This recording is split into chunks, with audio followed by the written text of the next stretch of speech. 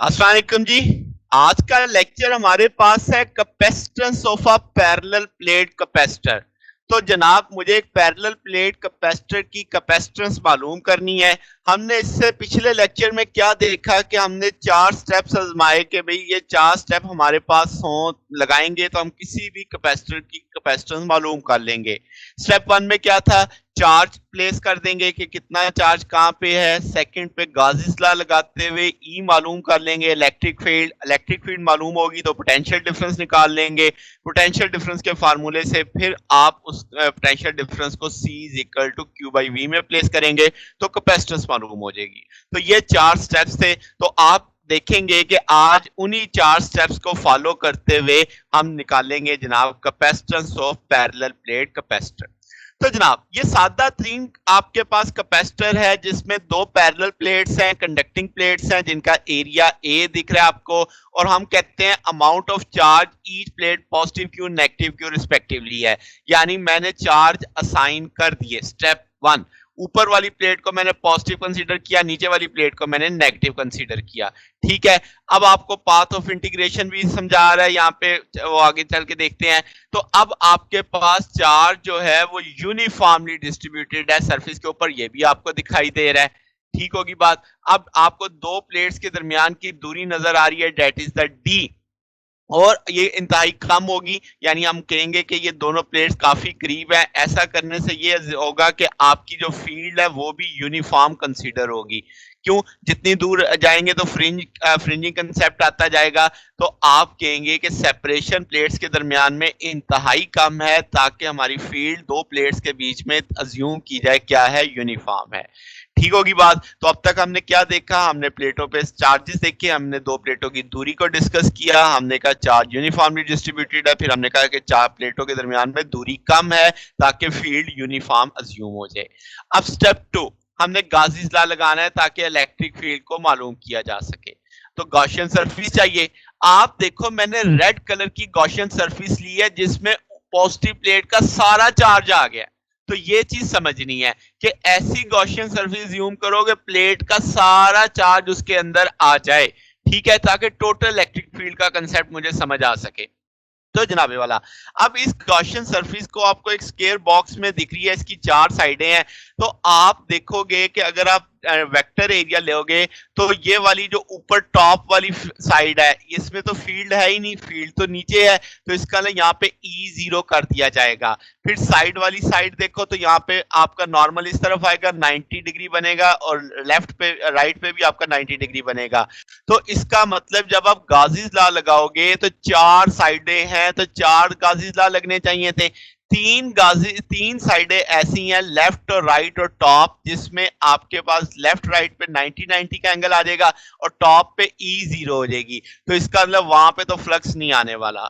तो अब एक ही साइड बची नीचे वाली जिसमें आप फ्लक्स देखेंगे तो आप कह देंगे इसमें भी नॉर्मल नीचे की जानिब होगा, लाइनें भी नीचे की जानिब होंगी। तो जनाबे वाला आपके पास क्या होने वाला है कि एंगल 0 आ जाएगा, क्योंकि बहुत सेम डायरेक्शन में है। यही हमने पढ़ा था कि भाई आपके पास नॉर्मल और फ्लक्स जब एक ही इलेक्ट्रिक फील्ड लाइन एक ही सिंथ में आता है तो फ्लक्स मैक्सिमम हो जाता है। तो E चूंकि यूनिफॉर्म है तो इंटीग्रल से बाहर उठा लेंगे और close the integral of dA। तो इसका मतलब ये जो आपने गॉसियन सरफेस लिया है इसमें पूरी प्लेट का एरिया आ रहा है। तो हमने तो शुरू में तय कर लिया था प्लेट का एरिया कितना है, A है। तो इसका मतलब क्लोज लाइन इंटीग्रल में हम टोटल एरिया लगा सकते हैं, डेट इज A। ठीक होगी। यहां से अब E की वैल्यू मालूम पड़ेगी, that is equal to Q over A epsilon naught, यानी A और एप्सिलॉन नॉट दूसरे एंड पे जाके डिवाइड हो जाएंगे। This is equation number 1। तो मुझे इलेक्ट्रिक फील्ड मालूम पड़ गई। ठीक है, अब जनाब मुझे क्या मालूम करना है, पोटेंशियल डिफरेंस। पोटेंशियल डिफरेंस का टूल है बड़ा सादा सा, V बराबर है positive negative E dot ds। E की वैल्यू प्लेस कर दो। अब आप जरा पॉजिटिव नेगेटिव देखो, तो क्या आप जानते हैं कि दूरी कितनी है, d डिस्टेंस है, तो अगर पॉजिटिव से डिस्टेंस चलान रेफरेंस पॉइंट को बना के चलते जाएं तो d पॉइंट तक चलेगा, क्योंकि आपने पॉजिटिव से चलना है, कहां तक जाना है, नेगेटिव तक, तो 0 से d डिस्टेंस माना जाएगा। यानी पॉजिटिव प्लेट पे रहते हुए 0 डिस्टेंस है, इधर बढ़ते जाएंगे d डिस्टेंस होता जाएगा। तो आप देखो मैंने आपके पास जो लिमिट है इंटीग्रेशन की वो 0 से d कर दी। 0 is a positive plate, d is a d distance पे मेरी नेगेटिव प्लेट पड़ी है। तो अब e की वैल्यू भी लग गई, आपके पास q over a epsilon not है, इसमें q भी कांस्टेंट है जो कि आपका उस प्लेट पे फिक्स है, एप्सिलॉन नॉट भी कांस्टेंट है, एरिया भी कांस्टेंट है।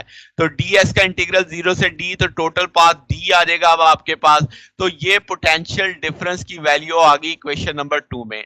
अब मैं कैपेसिटेंस जानता हूं कि भाई वो तो c बराबर होता है q बटा v में, तो क्या v की वैल्यू प्लेस की जा सकती है? तो आप देखो इक्वेशन 2 से v की वैल्यू मैंने प्लेस कर दी q d एप्सिलॉन नॉट। ये q इस q से कट जाएगा, a एप्सिलॉन नॉट बटे के नीचे बटे में तो किधर चला जाएगा, ऊपर। तो कैपेसिटेंस किसके बराबर आ गई, a एप्सिलॉन नॉट d। अब यहां से अगर मैं कहूँ भाई कैपेसिटेंस किन चीजों पे डिपेंड करती है पैरेलल प्लेट कैपेसिटर की, आप कहोगे एरिया पे डिपेंड कर रही है और डिस्टेंस बिटवीन टू प्लेट्स पे डिपेंड कर रही है। अगर मैं प्लेटों का एरिया इंक्रीज करता हूं तो क्या आपकी कैपेसिटेंस बढ़ेगी? अगर मैं दो प्लेटों की डिस्टेंस दरमियान की दूरी कम करता हूं तो कैपेसिटेंस तब भी बढ़ेगी। यानी प्लेटों का एरिया बढ़ा दो या सेपरेशन कम कर दो, ये वाइस वर्सा भी आप सोच सकते हैं। तो जनाब इस तरीके से कैपेसिटेंस आपके पास बढ़ेगी, इंक्रीजिंग पैटर्न आप सोच सकते हैं। अब यहाँ पे जो एप्सिलॉन नॉट है इसको हम लिख सकते हैं 8.85 10⁻12 फैरेड पर मीटर। तो आप इसे पीको में जब ले जाओगे pf पर मीटर आ जाएगा तो 8.85। तो कन्वीनियंटली हम इसे याद रख सकते हैं कि भाई अगर पीको में आप इसे डील कर रहे हो कैपेसिटेंस को तो 8.85 आप लगा सकते हो। और ऐसे यूनिट्स तो क्या है, कूलम स्क्वायर पर न्यूटन पर मीटर और पर मीटर स्क्वायर आ जाता है आपके पास।